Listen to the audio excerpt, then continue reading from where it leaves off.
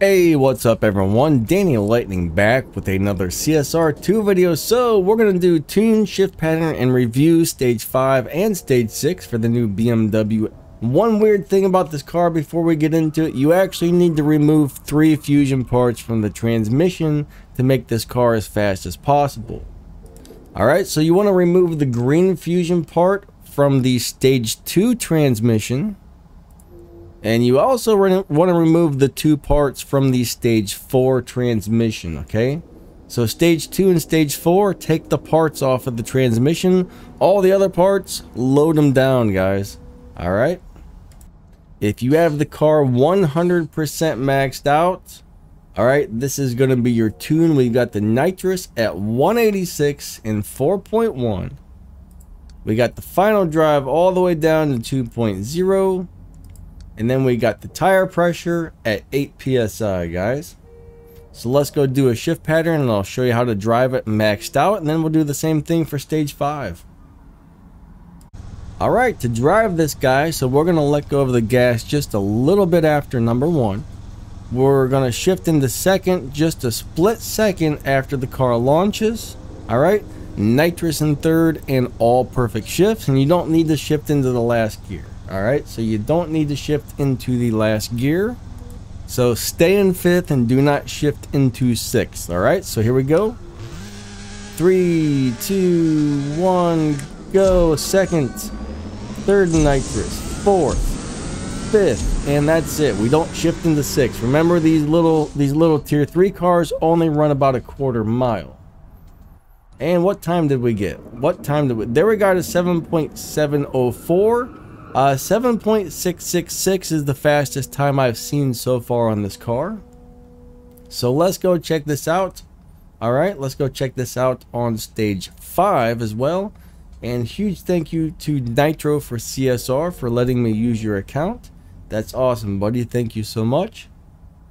Alright, so let's go check it out on stage 5 only. Alright, so on stage 5 only, we put the nitrous around 142 and 2.3. We got the final drive still down at 2.0, and the tire pressure is still at 8 psi. So the only thing that really changed was our nitrous moved just a little bit. Honestly, you could probably just keep it where it was and it would run almost as fast. So let's go check out the shift pattern for stage 5. Alright, so on stage 5 we're going to do kind of the same thing, except for we're just going to do second and nitrous. This time we're going to hit nitrous on second gear. Same shift pattern, just different nitrous timing, right? Let's go ahead and try that one out. 3, 2, 1, go. Second nitrous, right? Third, 4th, 5th, and we don't have to hit 6 on this one again, but this runs a pretty decent time. Now, if I hit nitrous on third on stage 5, it actually runs a little slower. So the last run I got 8.690. That time I got 8.772. So the last run was actually quite better than this one.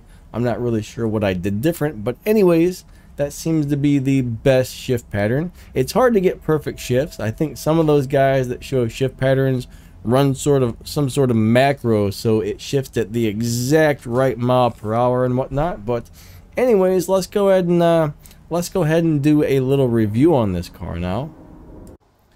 Okay, so we're gonna do a review on this little car. So it does look like it's going to beat dyno by a little bit. If you get a good run, it'll beat dyno by almost 1/10 of a second, so it's okay. It's not going to be anything special as far as live racing goes. All right, I don't expect this to be a good live racing car at all, but the cool thing is it's a pretty fast car. It's going to destroy Tempest. It'll beat Tempest 1, it'll beat Tempest 2, it'll beat Tempest 3, no problem, as long as you get enough parts on it, okay? Get it up to stage 5, fill it up with fusions, and you're probably going to get through Tempest 1 and Tempest 2 pretty easily without too many stage 6 parts.